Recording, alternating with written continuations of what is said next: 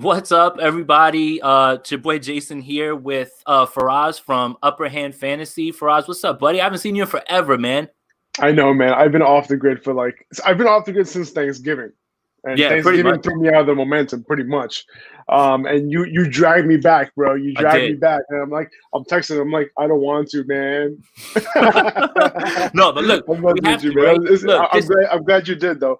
I was in my basement. I was growing a beard.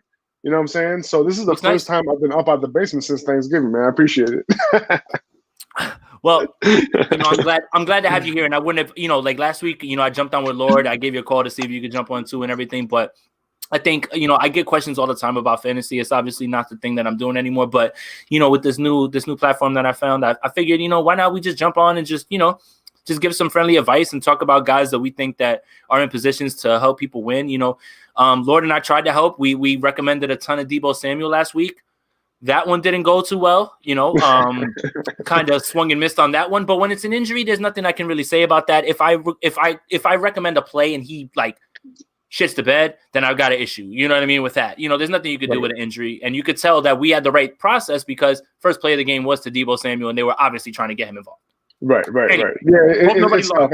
Yeah, I mean, it's tough. Like when these type of situations happen, you can't really do much. You at the end of the day, you make the best decision that you can, and the outcome is out of your control at the end of the day. So I have a question while we wait for people to get in here because we've got some people in here, so they can bring their fantasy questions and things like that. I thought because we're in a league together that is competitive, right? That we play for money, right? We're in a league together. I thought that because you won your matchup, I've been sitting around waiting for a bye. Yes, humble brag. Sitting around waiting for my bye. I thought that you and I were going to be locking up this week, so I thought that it was pretty interesting to see where we would stand on what we're talking about. But we're not playing this week, unfortunately. That's what I thought too. For some reason I thought you were number one. I was second, actually. I lost. Yeah, I lost, and I ended up tying and losing the tiebreaker by like 4 points. Whoever it was just had like 4 points ahead of me. Yeah, gotcha. Yeah, no, I was looking forward to playing you this week, bro. Like I saw that. And I was like, I'm playing Jay this week. But now, and then I saw it on Tuesday, and I was like, maybe not. But hopefully we can still meet in the semifinals next week for the week after. Yeah. So. Wait, so we can meet in the finals, right? Because it's week 16 next week. Oh yeah, you're right. It'll be the finals. Yeah. So if we meet, it's for all the marbles. And then I wanted to ask you, now that I have you, is there any second prize money? Yeah, bro. Yeah, man. Oh, yes. So third place, get your money back. And then second place is a prize. First place is a prize. I already paid out, since I'm the commissioner of that, I already paid out the most points. I paid that out already because that was for the regular season. So up until week 13, who had the most points. So if Julio Jones would have played, that would have been me. My bad. Maybe, man. Maybe. Yeah. All right, we got our first question in here. So what up, fellas? Justin Jefferson or Brandon Aiyuk, half-point PPR. This one is really, really interesting for us. I mean, so Justin Jefferson's out here lighting the world on fire. Brandon Aiyuk right now is doing the same pretty much at this point. This is a tough one, man. What do you think? Dude, I don't know how you can stay away from Brandon Aiyuk right now. Right. You know what I'm saying? The dude had what? How many targets did he have last week? 14? 16. 15? 16 targets. So he had 116 yards, but by my count after I watched the film, he should have had about like 3,000 yards. Dude, he's balling right now, man. He's balling right now. And like I'm like, I know Justin Jefferson's super hard to bench. But let's look at the matchup. Justin Jefferson is going up against Chicago, right? And then you got Brandon Aiyuk going against Dallas. So the matchup already it does the same. Look at Aiyuk's targets over the last four games. 10, 14, 9, 16. And the week before that, he had 7 targets, but still wound up with 115 yards. So, dude's balling. You called it in the beginning of the year. You said that Brandon Aiyuk is going to be the guy. Right. Deebo Samuel's going to do his thing. That's what you said. But you said that Aiyuk is going to do his thing. And I don't even think that this is more like a Deebo Samuel absence type of thing. I think that, obviously Deebo's been in and out the lineup and all that. But honestly, I think that Aiyuk at this point is the guy. Yeah, I mean, and that's the thing too, right? So, I mean, even what we were saying about, hey, Deebo Samuel's not going to be there. Now you're talking about even more attention in a game where you're playing like a porous defense. And I don't really care. I mean, I don't think it matters at this point who the quarterback is. He's shown that he's just going to get himself open and he'll do what he does. So this one's really tough for me. And I think that it boils down to the matchup. So right now, the way that they are actually ranked Justin Jefferson is wide receiver 12 in consensus fantasy pros, and Brandon Aiyuk is 15. The matchup is better for Aiyuk, but it feels like everybody is just giving Justin Jefferson a nod because of his track record. So that's the hard part, right? Because we got to make our right decision right away, right? Like it's the last week. Man. It's not like, we messed up this week, whatever. Exactly. But the thing is, like, Justin Jefferson, the offense is inconsistent in terms of whether, they're going to be able to run the ball. You know what I'm saying? And if they do, and Chicago doesn't light it up, then they could potentially just stick with the run. And then obviously, over the past several weeks, like Justin Jefferson has been getting his targets. But at the same time, like Aiyuk is just on fire right now. Yeah, man. And sometimes you got to ride that. I'm not sitting anybody who has 16 targets a week before. Oh, and that's the thing. And then, add on to the fact that, it's going to be a positive game script for everybody, and that now Deebo Samuel's not there and no Kittle, nothing like that. It's just like, it's the matchup that's going to make me lean Aiyuk and not my fandom. But yeah, you're talking about this sort of volume and you're not really worried about the matchup at all. Then it kind of just goes hand in hand at this point. So I'm going to lean Aiyuk. I don't know how you feel. Yeah, Aiyuk. All right, cool. So we got another question here from RJ.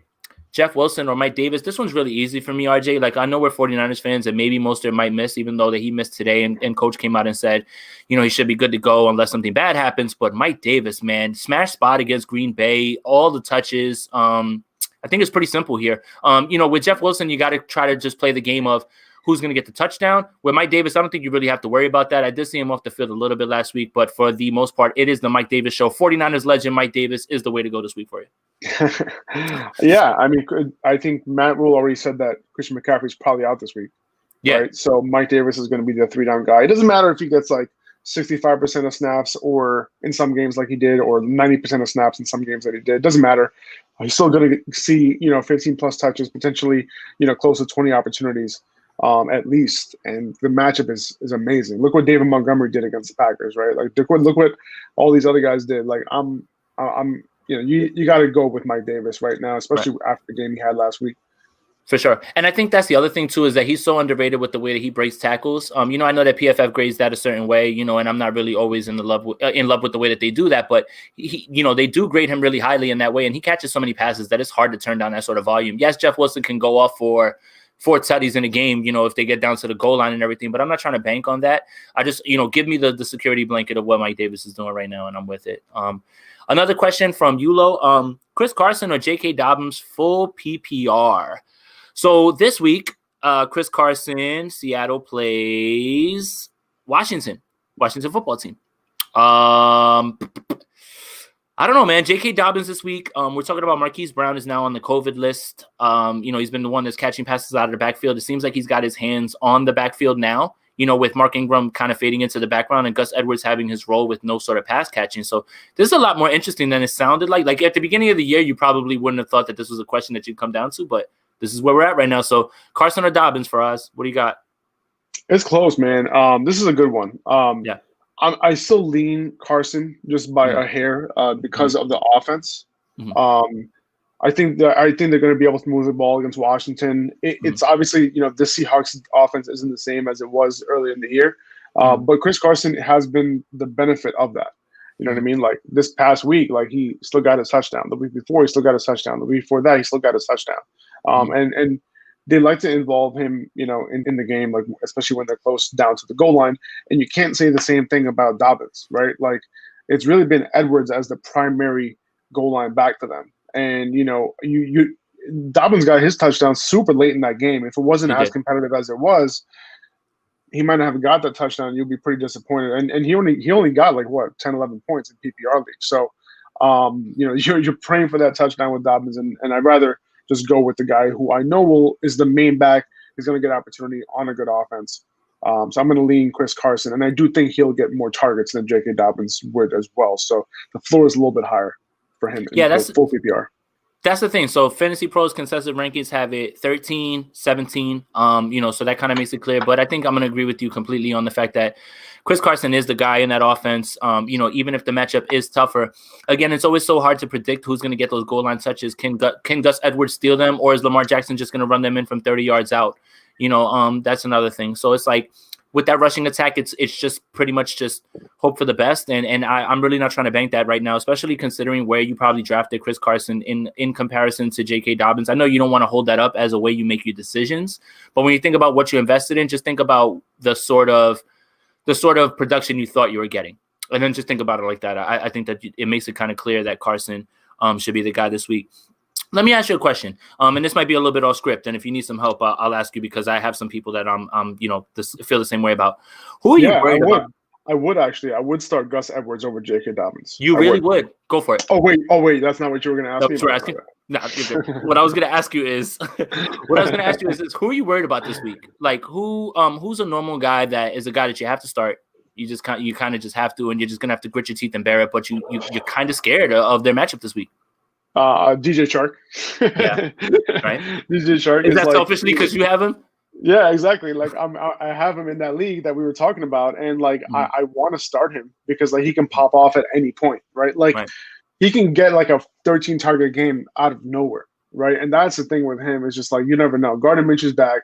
They're gonna have a full week of practice together, so it's like I don't know. I don't know what to do with him. So he's a guy that like who are you benching him for? You know what I mean? Like.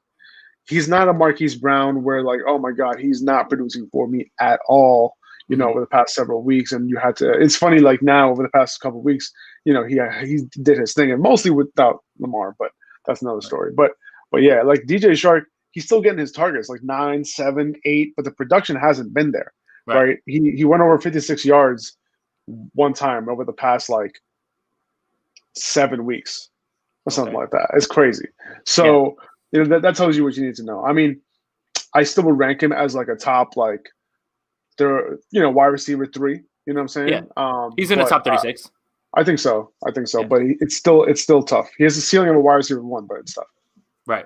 Two guys that I'm afraid of. I'm going to pick a wide receiver and a running back. The wide receiver that I'm worried about this week is Justin Jefferson. I'm glad that was brought up because it is Chicago, and it has nothing to do with him. It's just that I feel like a lot of people have gotten into the idea of Justin Jefferson just carrying you in a week, and I just want you to temper your expectations. Just look, if he winds up giving you, not that 30-point game that you've been getting, it's just how it goes, and this is a tough defense. It just happens to be this week. And the other guy that I worry about is James Robinson against Baltimore. Look, he's game script and he's game script, proof, right? Because they use him all the time, right? And he's been amazing, right? Think about the last time. I think it was like the next to last time that I saw you when we were watching the Jaguars and Dolphins game, right? And we're like, oh my God, Robinson's going off. And then we were looking at the Dolphins and we're like, man, who's this Gaskin guy? And we found out that they were both the guys. So look, I love what Robinson done. He's the waiver wire pickup of the year, unless you were shrewd enough to draft him and sit and wait on him. But he scares me right now in this Baltimore game, just not even because of their defense, just because this game can just get run away on. And, like when Minshew's in there, like they have feast or famine tendencies. It's either just like they're out here balling and the stash is wilding, or they're just out here not giving you anything. And that's what scares me, like, this week with that. So those are going to be the two that I pick.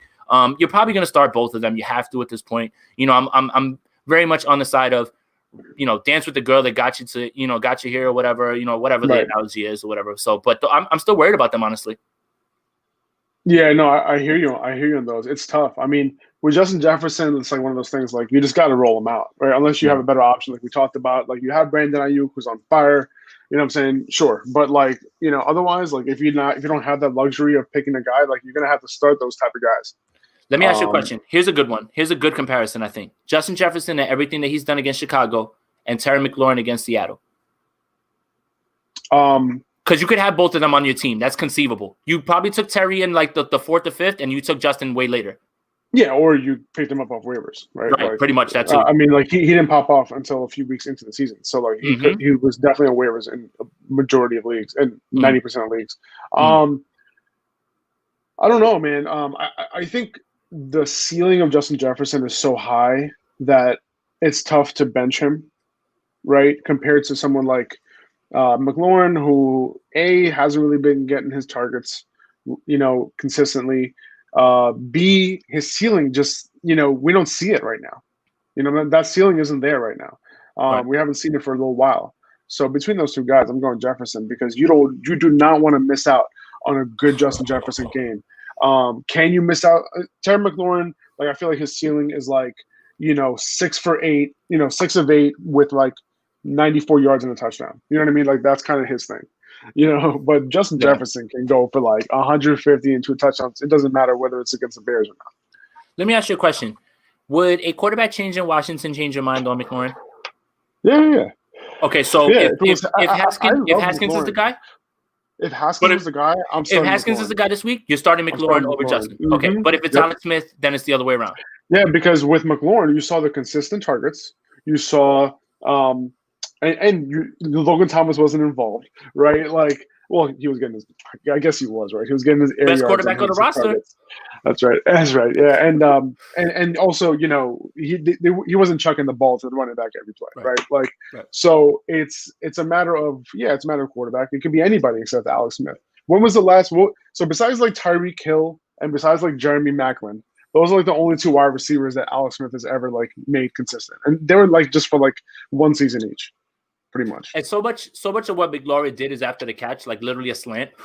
Yeah, he's taking it to the house. Well, that first game, everyone's like, "Oh, he's fine with Alex Smith." Yeah, he had like 30 yards up until that point. Was that Kyle Allen? Was that Kyle Allen? Oh, it was Kyle Allen. You're right. That's right. That was when he got hurt again. Yeah. They didn't want to run Alex Smith out there, but Jay Van Sack has another question. He said, "Good analysis, boys. Thank you." He has another. If I move on to the ship next week, and let's say because George Kittle was activated, his practice window was 21 days. The 49ers fan in me does not want to see him. The fantasy player in me does want to see him because he can win you a championship. So week 16, let's say you make it. Do you start George Kittle or Dallas Goedert with Zach Ertz back? That's also, assuming he plays, nervous that Kittle will not get his full workload. I think if Kittle's ready to go any week, he's ready to go. They're not putting him out there to decoy, anything like that. I think what you should be more worried about is who's going to get him the ball, but that's a whole other conversation. So if you get into next week, with Kittle and Goddard with Ertz and Kittle being back, who do you roll out there? That one's tough, man. Yeah. The thing is, like, these guys can be active. See, I think they wouldn't activate him if he wasn't ready, especially someone like him. Right. So, especially you don't sit somebody out for like 6 weeks or whatever it's been, and then say, okay, you're going to be active today, but you're not going to play. Mm-hmm. That's kind of weird. Like that doesn't really happen. Or especially somebody that you're paying, right? Like if you're going to have him active, right? Like you're going to have him active because you're paying him all that money and you're going to get him rolling out there. Like you're not getting him out there to be a decoy, I don't think. Yeah, you don't really have emergency tight ends, right? Like you might have an emergency running back. We've seen that a couple times this year, right? But emergency tight end, no. Like so if Kittle's playing, I'm going to play Kittle.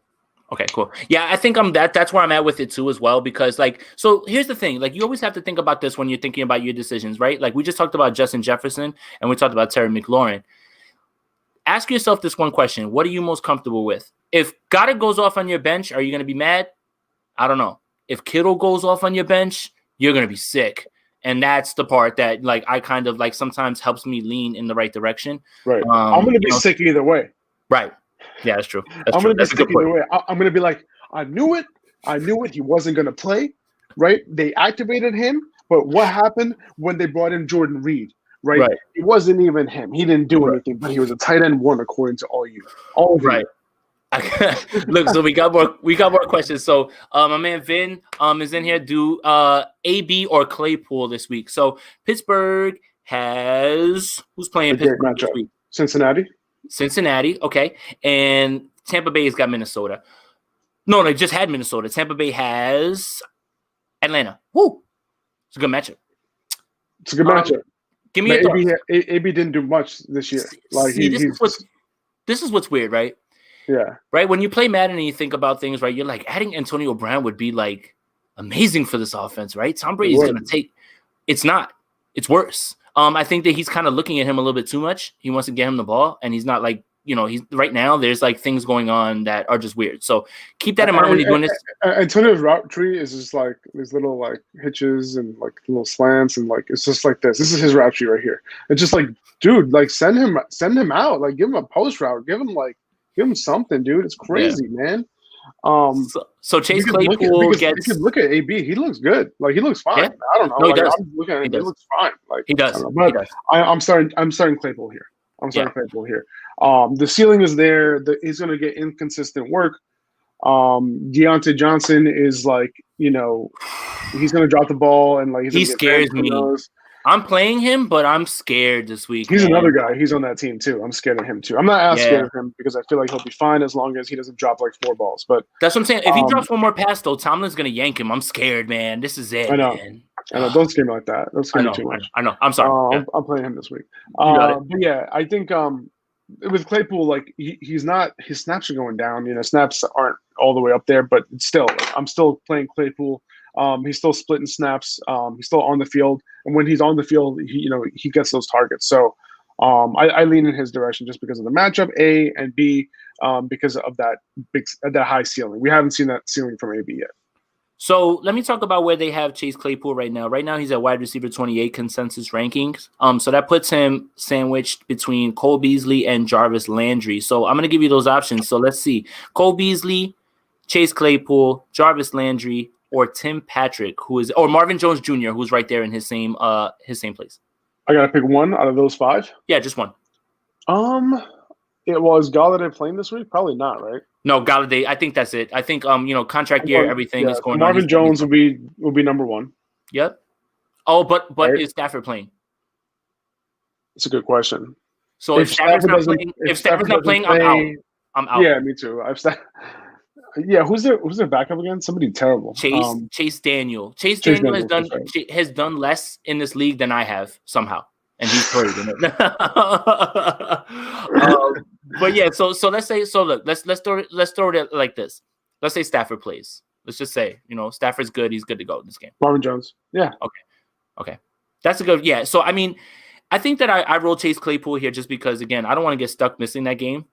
Like that game where you get, those. So like I think Deontay Johnson got benched in the first quarter. Yeah, that's scary, man. That's what I'm talking about. That's why like I am rolling Deontay Johnson out there because Ben is peppering him with every target that he can. But man, am I afraid? Oh yeah, but you're still gonna go Claypool right over Marvin Jones though. Yes. Okay. Yes, because I just don't want to miss out. It's gonna be one of them. And I don't want to miss out. And I don't think that you should have more, like you shouldn't have to be choosing between them on your roster. I hope you don't. But so let's see. We got more questions in here. Yulo asked again, T. Higgins or Russell Gage this week. Do you think Julio Jones is playing this week? I really need Julio Jones to play this week. So I hope so. I mean, I don't know, man. I don't think so, honestly. Yeah, I don't think so either. I don't think so. I don't think he's going to play. But with that being said, like, I don't think that's why Russell Gage is getting more targets. I think with Julio back, he can get an equal amount of targets too. Like, I don't know if it's dependent on that. But with that said, like, I still might play him over T. Higgins. That Bengals offense right now, dude, like, yeah, it's tough, man. It's tough, dude. Like, it's tough. Just like, when you got used to T. Higgins being in there for you and just being like reliable and everything, it's like Joe Burrow dips and all that. Yeah, exactly.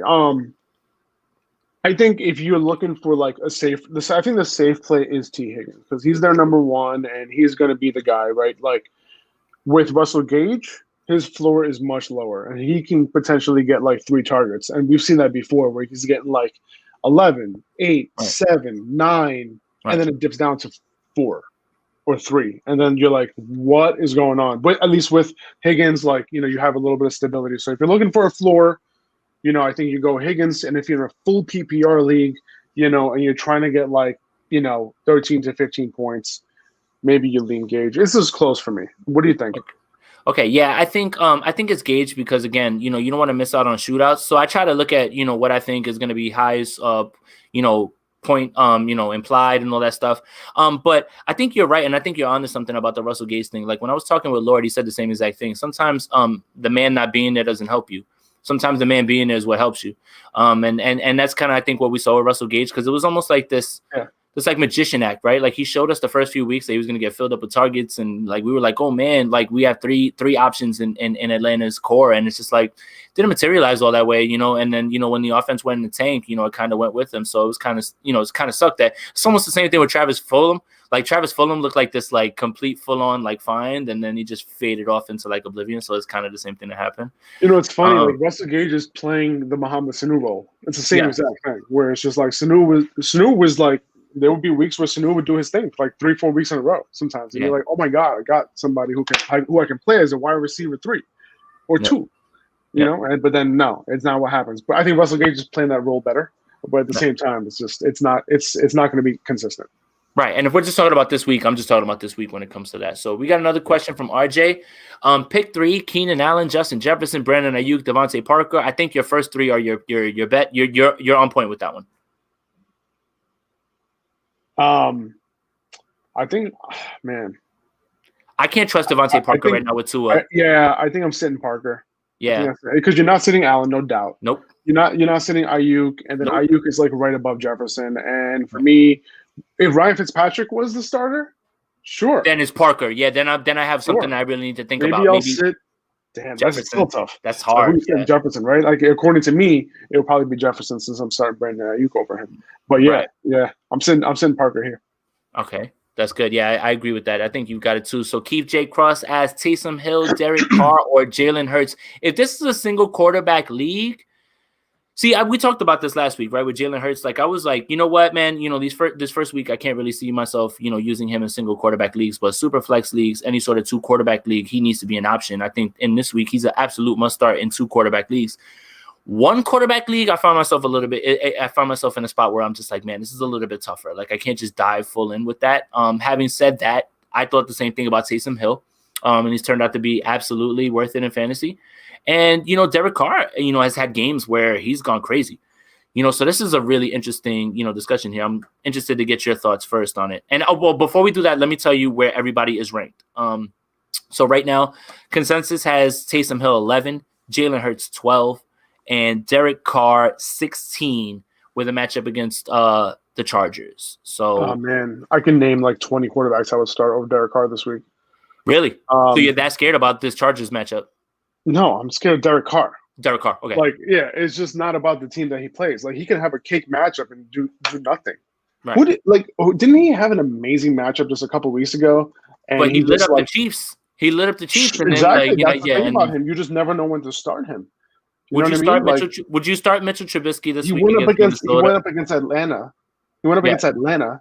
He gave you like negative points in that week. Like you can't afford that. Would you start Mitchell Trubisky or Derek Carr this week? They're ranked back to back. I'm going Trubisky, man.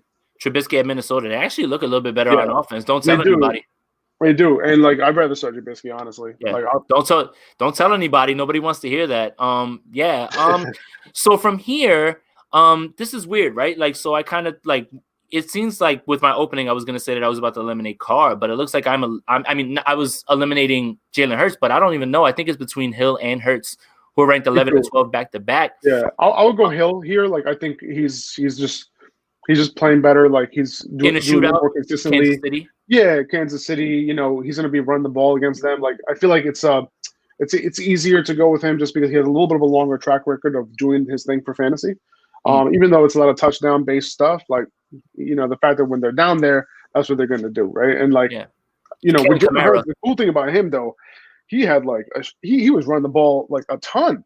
Like I think he had more than 20 rush attempts, if I'm not mistaken, or some shit like that. I don't know. Yeah, well, he had over 100 on the ground, and I think that as a quarterback, you'll take that in this, and everything. And he threw a touchdown. Like once you throw one and you run for one, that's it. You made your time back. So, exactly. I think that I'm going to go the opposite way, and I'm going to actually take Hurts. So that Arizona Philly game is going to be something. Either it's going to be a grinded out game or it's going to be a shootout back and forth. I expect that game's going to be pretty close, actually. Yeah. So I think that Jalen Hurts is going to have all the opportunities to go off this week, man. I would say the over on that game, yeah. Yeah, for sure. So this is a good question because it kind of lines up into it. So do you think that Herbert gets back to a top 5 quarterback this week, or you like Hurts? So this is what's kind of interesting about Justin Herbert, right? Like you would think that bringing back Austin Eckler unlocks something else. But the way this offense is going, I think they're kind of force-feeding him in a way that's kind of taking away what made Justin Herbert make these dynamic plays down the field. I think because the guy's open, because he's there, that's a safe read. It doesn't necessarily mean that that's the throw you can make for the most explosive play right then. I think we're not just seeing that right now. And look, this is great for Austin Eckler owners. Like, you don't even need a touchdown at this point. You're going to get 10 catches. You're going to get 10 catches, at least 70 yards, 100 yards, and you're going to get, rushing attempts, which is still going to be good. And if you get a touchdown, then you're talking about like you're in like 25, 30 point range. So it's good for Austin Eckler. But with Justin Herbert, like we've seen a little bit of a decline with him. And I think that's a little bit, that's interesting, I think, when you think about that, right? So it's like, Just add him; he'll be fine. But will he? I don't know. Yeah, I mean, I look at that situation, and yeah, I mean, the obvious thing to us is like, okay, what changed over the last 2 weeks? And like, yeah, they inserted Austin Eckler, but I feel like it's more than that. Like, you can look at that and like say like, okay, that was the variable, right? But you look at who they played also, right? Like they played New England 2 weeks ago, right? And it really started against Buffalo. He only threw for 1 touchdown, had a pick, got sacked 3 times, so he was like not doing great in that Buffalo game, right? And that was without Austin Eckler.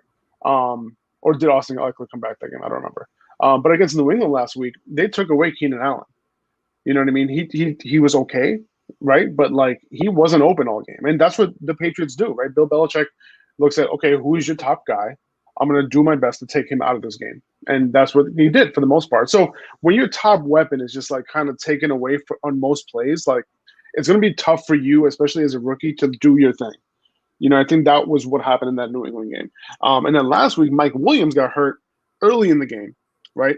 Atlanta is clearly doing something different on defense lately. And like, you know, Dan Quinn's gone.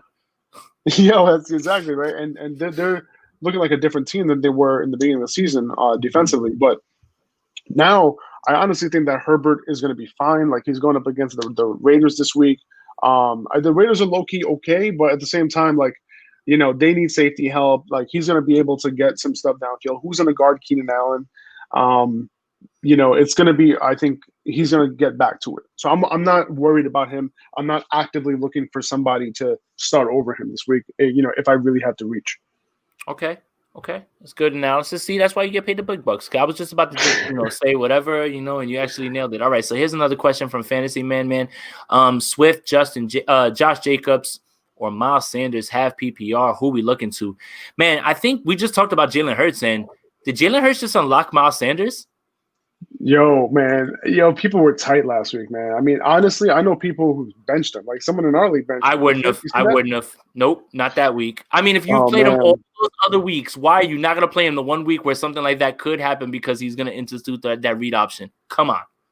Yeah, I hear you. I mean, one thing you could have seen it the other way. Like this offense is going to go to shit, right? That's the other thing you could have seen. They're going up against a tough run defense too, New Orleans, and it looked like a smash spot for the Saints, right? We're all surprised that they lost that game, right? I see it. Yeah, of course. There was so many things, and it's funny. Miles Sanders did the same thing against the Steelers, right? Tough defense, got that long run, and people were tight. I think he had 2 touchdowns in that game too. So it's interesting, and it's really about the fact that like Jordan Howard got a couple touches the week before, you know what I mean? And like, he didn't play, Miles Sanders didn't play a ton of snaps, his lowest of the season. And you're like, what is going on here? Are they going back to their ways?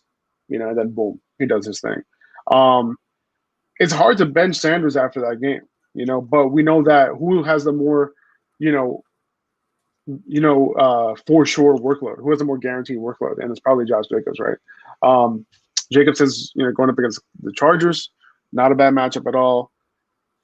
To be safe, you go Jacobs. Yeah. That's what I think. Jacobs, Miles Sanders, or DeAndre Swift. So the Swift thing is kind of annoying because I didn't see Swift there. Yeah. So Swift was there too. Does that change anything for you? Yeah, I lean Swift over both these guys. So that's what I was going to say. So, like, I think that the Swift thing is so frustrating, right? Because, like, they finally unlocked him. They were like, we're going to use them. And then, bang, like, the COVID thing happens. And then all of a sudden it changes up. Oh, he got that. Was he on the COVID list and then a concussion? Is that what happened? Then a concussion, yeah. So, like, It was like, oh, he's off the COVID list. Oh, yeah, he's got a concussion. And I was like, what the hell is going on? And then after the concussion, like, he started getting headaches again and all that. Right. So. Yeah, so it's like, that's the thing. It's like the concussion symptoms can put you out. It doesn't mean that you necessarily have a concussion. But, see, that's the one that I was really looking at that I really had I was kind of, swayed with. Josh Jacobs has his role, so I think I'm just going to go safe with Jacobs there too as well. But DeAndre Swift was the one that I was looking at but again, who's the quarterback? So if it's Chase Daniels, I'm out. Right. Yeah, I could see that. That's definitely like something you got to monitor. But like you said, Josh Jacobs is the safest bet here. Yeah. It's tough to bench Sanders upside. It really is. Yeah. I'd find a way, man. Like, damn, like so who are your other running backs? Like, you have 2 running backs and a flex, and you can't find a way to, smash Sanders and Jacobs in there. Yeah, like, I mean, if Stafford doesn't play, it would be Jacobs and Sanders above Swift, though. Right. So Jay has another question here too. All right. Niners D and elite play this week. That Dallas wide receiver core has all the gas, but they won't get the ball behind that bummy banged up O-line. So I guess he's talking about. Is this your burner account? This is me. So it's Jay too. Like I'm even bad at hiding it. Wait a minute. So I haven't talked to you in a while. Did you get to see Patricia's burner? Nah, man. Is that real? Bro, yeah. I'll hit you after and I'll send it all to you, bro. But he was like, like, Coach Patricia did everything he could. Everybody's like, bro, and everybody's like, this is clearly you. Like, all right, anyway. So he did everything he could. Yeah. So he was like, if you would have known the situation, I'm like, bro, wow, this is clearly Matt Patricia. You know what's weird about that sometimes? How sometimes players defend coaches like that. Yeah. It's just like, yo, stop. Yeah. So Niners D and elite play this week. Dallas wide receiver core has all the gas, but they won't get the ball behind that bummy banged up O-line. So he's talking about Michael Gallup. Keep wrapping up this question. Sorry. Right. He's talking about Michael Gallup. He's talking about CeeDee Lamb. He's talking about Amari Cooper this week, and about the 49ers defense as a team play this week. So what do you? I mean, the 49ers D is like, okay, yeah, I could see it, but I have many other places I would rather go. I think that you can go for higher things. Like that's a safe play. You'll get your 7. But if you're looking like if you're a team that right now is they have a ceiling. They have a ceiling this week, right? Because Andy Dalton could have one of his Andy Dalton games and just throw 3 picks. That's very possible. Right. That's what I like about the 49ers play. The fact that is there a chance that they get a defensive touchdown this game? Yeah. Yeah, that's true. Absolutely. And then the wide receiver course. So this is a good question because I almost wanted to bring this up if we weren't going to get any more questions anyway. It's just, how do you value these guys going into this game? Like, people drafted Amari Cooper really high. People drafted Michael Gallup with, thoughts of, breakout, and it was all there when Dak Prescott was there. Now that's all been taken away. And it's like, now you just have to readjust yourself. So, CeeDee Lamb was doing well out of the slot. Like even when Dalton was there though, he was still doing his thing, like from the slot. So that's the thing. Like it's tough. Like right now, these are the options that you have. So like, I'm just wondering, like they have Amari Cooper right now, 24th ranked. And I think it's CeeDee Lamb at 39 and then Michael Gallup at 46.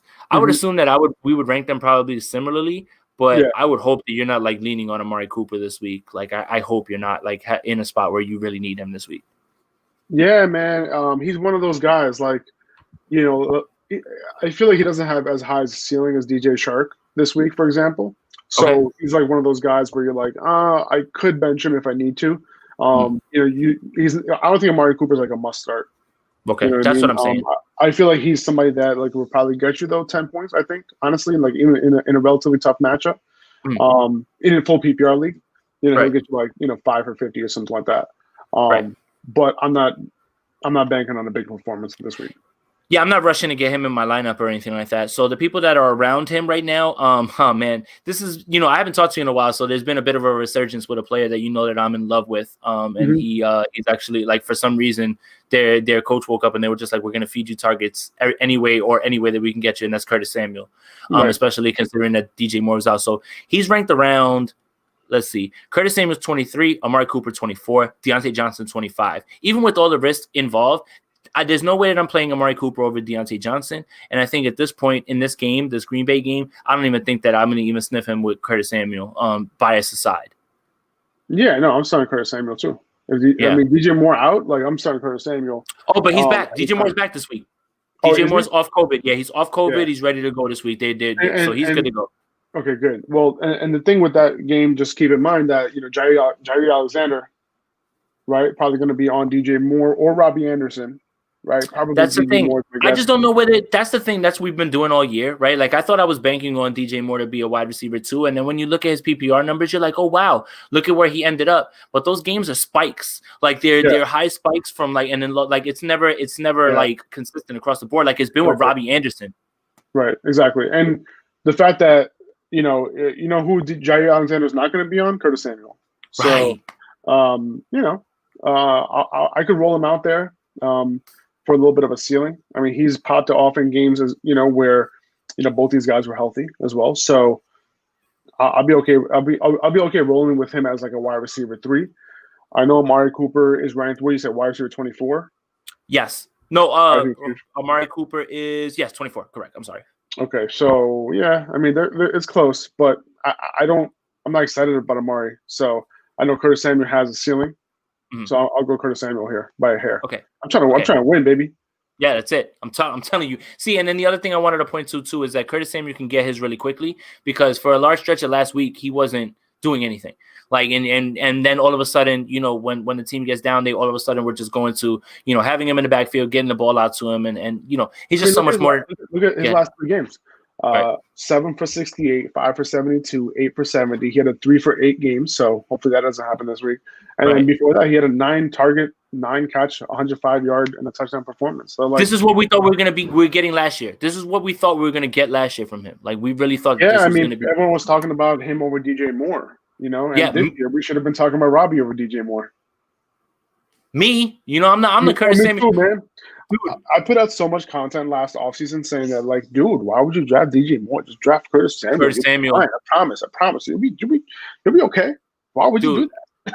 Dude, people on 49ers Twitter float out the idea of bringing in Curtis Samuel to be our wide receiver 3, and I start to get like heart palpitations. He's instantly my favorite player on the team, and instantly I already know what jersey to wear. Aiyuk, Samuel, two Samuels. Aiyuk when you can just grab Samuel a little later. That's it. Oh wow, there you go. You already. See, I don't think that's the same thing though, because I really want Aiyuk next year. Yeah, for sure, definitely. All right, anyway. I want to give you some ones that are going to really have people struggling this week. Like, all right. So, somebody who's taken over finally, right? If you held on to him, Cam Akers, right? Yeah. Like, how do you feel about him? Like right now, this is a smash spot with the Jets, but I'm starting him as an RB1 regardless. He had like 90% of snaps last week when everyone was healthy. So what if, because there is a world where you have Cam Akers and you have one of these guys. So let's say you have Cam Akers and you have James Robinson and you have to pick. Let's say you have James Robinson, David Montgomery, and Cam Akers, because that is very possible. You have to pick two. Pick two. Who are the Rams playing this week again? Or the Jets? Rams, right? The Jets. That's a runaway game where they're just going to be able to, like, no disrespect. Jason, because I'm a Jets fan. Yeah, I just wanted to be sure. Yeah. That's hilarious. No disrespect was taken until you said that. I just know how cruel. I know how cruel the game is, or whatever. So I don't like making fun of people. Like, that's it. Okay, so you said Cam Akers, and who are the other two again? You said? Cam Akers, James Robinson, and David Montgomery. These are all three of these guys are the guys. Right, and David Montgomery has another relatively good matchup. Right, who's he going up against this week? Minnesota. Okay. I'm going Cam Akers over these guys, dude. Really? Go for it. So right now, Cam Akers is 11, James Robinson's 8, and David Montgomery's 9 in consensus rankings. Yeah, I think that's what I'm going to do.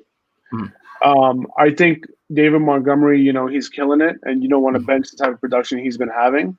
But at the same time, like, Cam Akers just took over the backfield last week. Yeah. You know what I'm saying? Like, all these guys were healthy. Like, why did Henderson only get 4 touches or whatever it was? You know what I mean? He was the guy. Now, the question is, can Sean McVay just do something that we're not expecting? Yes. You know what I'm saying? Yes, I think so. I think the safest option here is probably James Robinson, right? That's probably the safest guy. David Montgomery's relatively safe 2 PPR leagues because he's getting like 3, 4, 5 targets a game. But yeah, that's tough. If I'm going for it, man. I'm going Akers this week over those guys. Yeah, I mean, I think, I just think with Montgomery, I just think that right now with the threat of Trubisky running, I think that it's opening up some lanes. And dare I say it, is the ball actually going to the place it's supposed to be going as opposed to where it was with Foles, with Trubisky, like a little bit better, so, I mean, I think that I can't, it's almost a hot hand thing, but like you said about Akers, I think that's kind of like, now that I'm talking through it, I'm probably just going to talk myself into, just straight up Akers. But the one that I struggle with the most is Montgomery, man, like right there. Like, that's the one that I'm just like, it's hard to bench, but like I said, you could have all 3 of these options. And if you have a flex, I would just be rolling all 3 of them out and just saying, yeah, like, that's it. I'm good with this. Oh yeah. Do you want to know who's somebody that I think is going to win somebody a fantasy football league, but they didn't see it coming, or they were never on their team to begin with, and they just found them on the waiver wire either last week or this week? It's T.Y. Hilton. Yeah. I don't know what's going on all of a sudden. With the addition of Michael Pittman, right, you see Michael Pittman actually playing well, which is what we thought we were going to see from the beginning of the year. But you see it now, and then all of a sudden T.Y. Hilton is doing what I thought I was getting when I was taking him as late as I was taking him because everybody was so scared of him, right? And it's like sometimes you have to think, right? No reps, no sort of preseason or anything like that. What if this is just really developed like right now with him and Phillip Rivers? And it's like, dude, lining up this week against Houston, I don't know how you can say with a straight face that you're benching T.Y. Hilton, and you better tell me a really good option that you have that you're benching him for. Like, I have this same decision, and I have Mike Evans in right now, and I don't even know if I can like really like with a straight face say that I'm gonna play Evans over T.Y. Hilton this week. That's crazy, man. I know, but I know how crazy that sounds. It's just like this is where we're at. Like right now, T.Y. Hilton's ranked 19. I mean, and Hilton 22 Evans. Hilton like loves playing against Houston too. So I'm okay with it. Okay, so you're good with that. So, yeah, but I'm not jumping out of the window. He's hot. Mm-hmm. You know, it's not because of the absence of some other pass catcher, right? He is just doing this thing now. Whatever the reason is, whether it's rapport with Rivers now, maybe he wasn't healthy earlier and now he's finally healthy. You know what I mean? These old dudes, they can get, like a stretch of being healthy. You know what I'm saying? And I think that's what's happening with him right now, where he's able to do his thing. So you don't want to bench this type of production. I mean, 4 touchdowns in the last 3 games, 80+ yards in each of the last 3 games. You know what I'm saying? So Tennessee, Houston, Raiders, yeah, good matchups. He was able to do his thing. Now he gets another good matchup. I'm in. Okay, perfect. I like that. Let me ask you a question. What in the hell do we do with Ezekiel Elliott this week?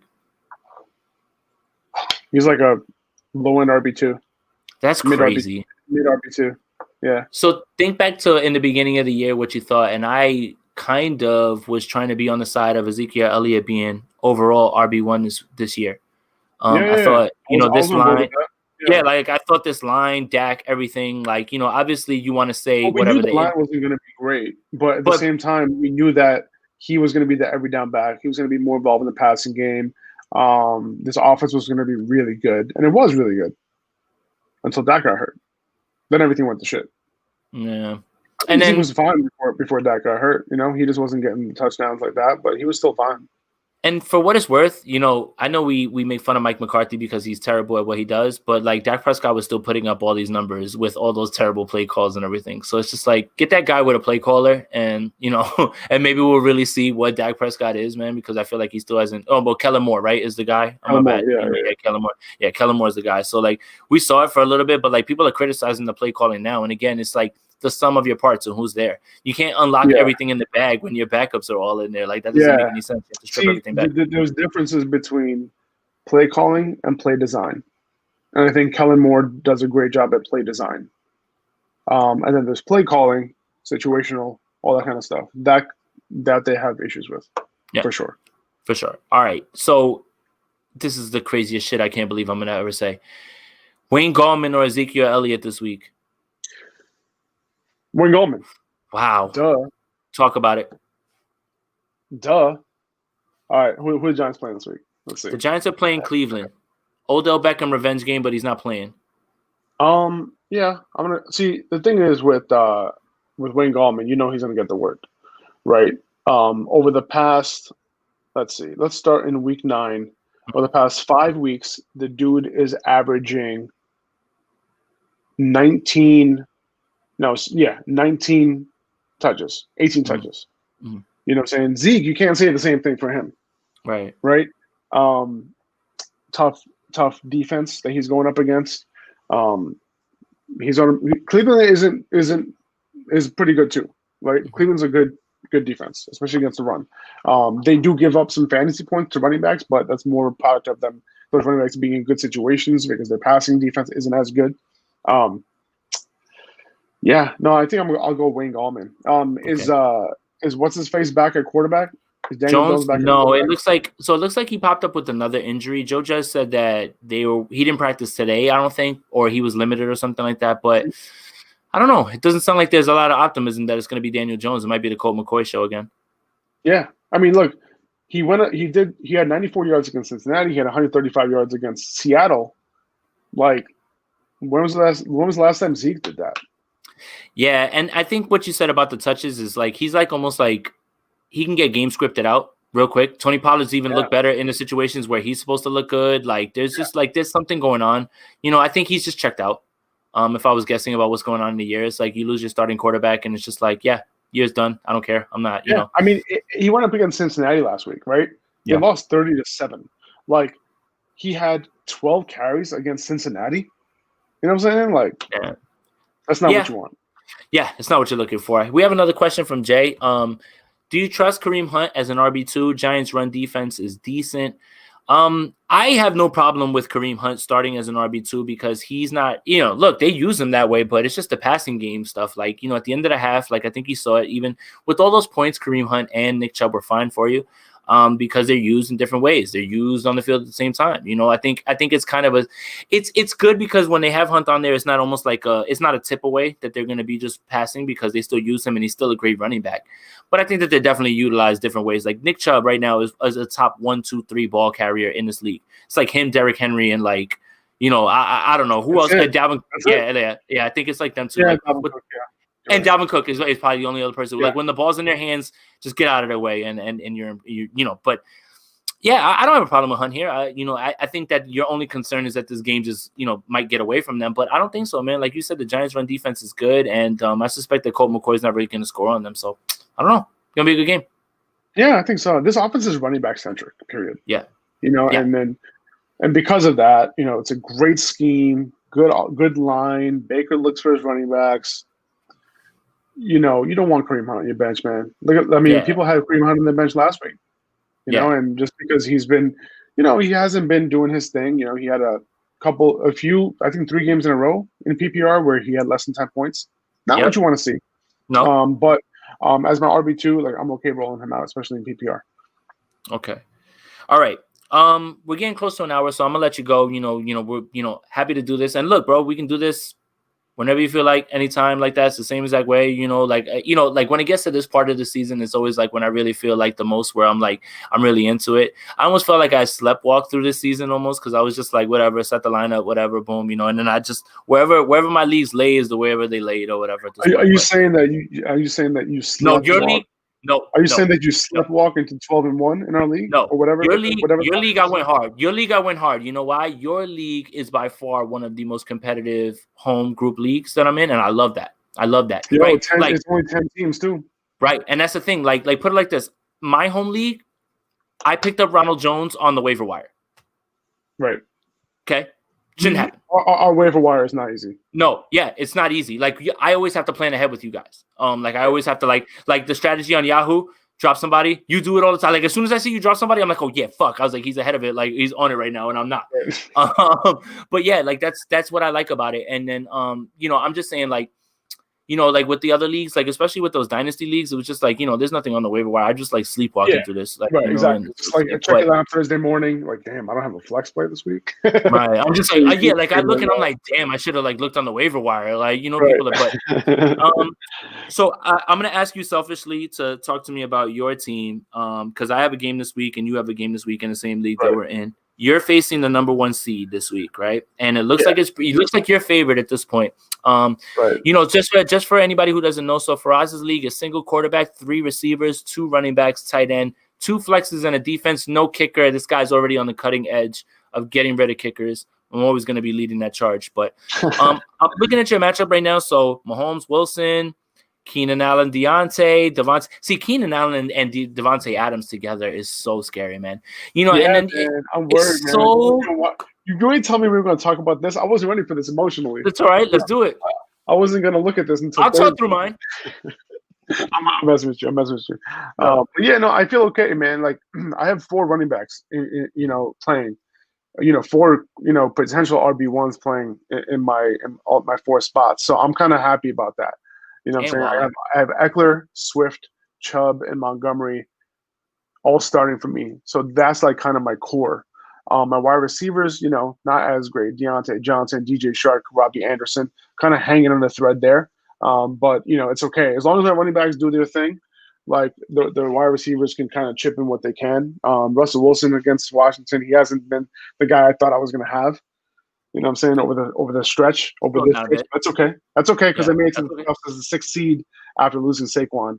And you're the most dangerous because you were sitting there with like Saquon, Eckler, and I'm like, don't let this guy sneak in. I'm like, I hate this. And then I traded you Montgomery.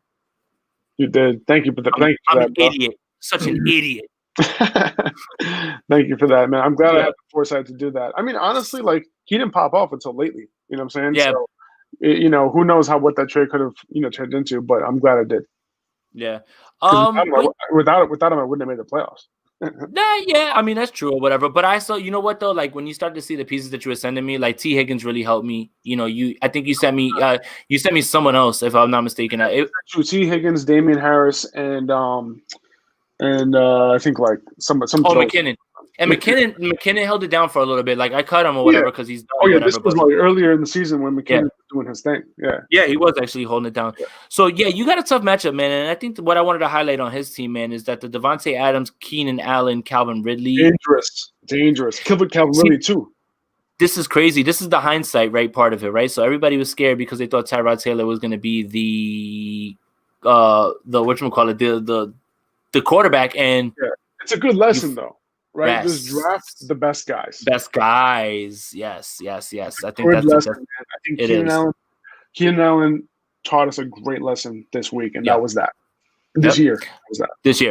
So you know what though? You're favored in this game, and I actually think you're gonna win this game. Yeah, I do. I think you're gonna win this game. I'm gonna will it in. Yeah, I'm gonna speak it into existence because I'm gonna win my game, and I want to see you in the championship. Hell yeah. That's what I'm talking about. Hell yeah. And we are going to socially distance get together. Yeah, for sure. And the question that I have is this, bro. You'll be the first person to see me since Thanksgiving. Oh, man, I'm honored. The question that I have for you is this. In the same league, how did Deshaun Watson get dropped and I was allowed to just pick him up? I'm not with single quarterbacks, but when you see Deshaun Watson sitting on your waiver wire. When I dropped him. I think it's the same guy who ended up starting Derek Carr against me that week that he played against the Falcons. Yeesh. So, all right, but let me, I'll let you go with just tell everybody, at least where they could see some of your work. I know that you're not, in the bag like you were or whatever, but like where you're at. Yeah, my work was at Upper Hand Fantasy on Instagram mostly. I've been off the grid since Thanksgiving, but Jay, it's funny, man. Like since then, I have been really reworking, everything, how I want to do things, how I want to run the brand, how I want to do this and that. It's just, I haven't been putting out the content, but it's really because I wanted to really switch it up. It was like, I got to a point, even though I was kind of mid-season, kind of right in the playoffs, I'm just like, this is not working, process-wise, all that kind of stuff. So, just balancing family and all that kind of stuff. The process needs to change. I need to enjoy it more. And that's where it was at. But I'm happy because I like the direction that I'm going to take this in. Anyway, Upper Hand Fantasy on Instagram. You can find me there mostly. And that's it. I'll be back. Yeah. Awesome, bro. I'm happy to hear that, bro. I'm a fan and everything as well too. And you're my friend. So like that's the other thing too. So, you guys follow him on there and everything as well too. So during the week if you guys want, just send me your questions and I'll answer them for you. I'm interactive on there. So I think Saturday I might think about, hopping on a live, a little bit early or whatever to see, if anybody has questions, maybe even Sunday. But, I'll figure that out. I'll talk with Faraz, see if he wants to hop on. It's up to him or whatever. But let's see. Text me, dude. Text me. If I'm home, I'll do it.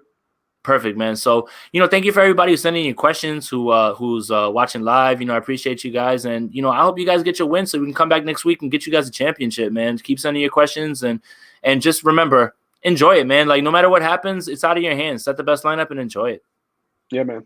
Good luck to everybody. Yep. Peace. All right.